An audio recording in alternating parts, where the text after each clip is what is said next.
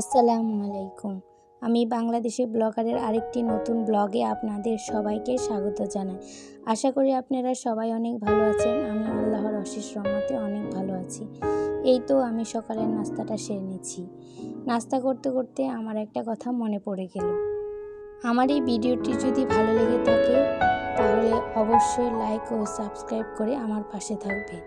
আর আমার এই ভিডিওটিতে যদি কোনো ভুল হয় তাহলে ক্ষমার সুন্দর দৃষ্টিতে দেখবেন। তো চলুন তাহলে কথা না বাড়িয়ে মূল ভিডিওতে যাওয়া যাক।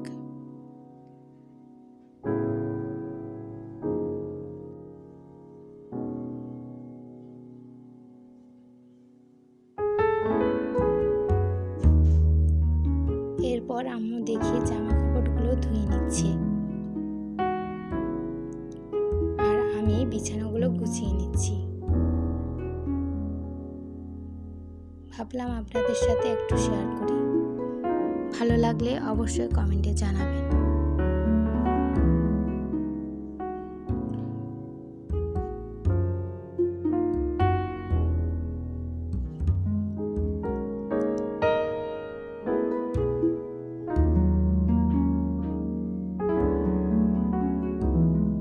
এই তো বিছানা গোছানো হয়ে গেছে। এরপর আমি ঘরটা ঝাড়ু দিয়ে নিলাম।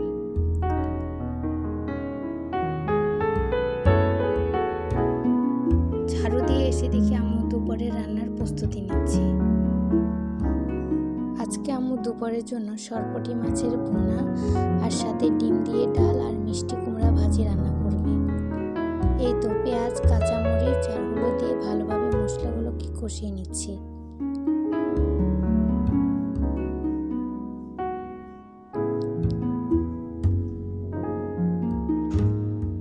এরপর মাছ দিয়ে দেওয়া হয়েছে আর এদিকে মিষ্টি কুমড়া ভাজি হয়ে গেছে।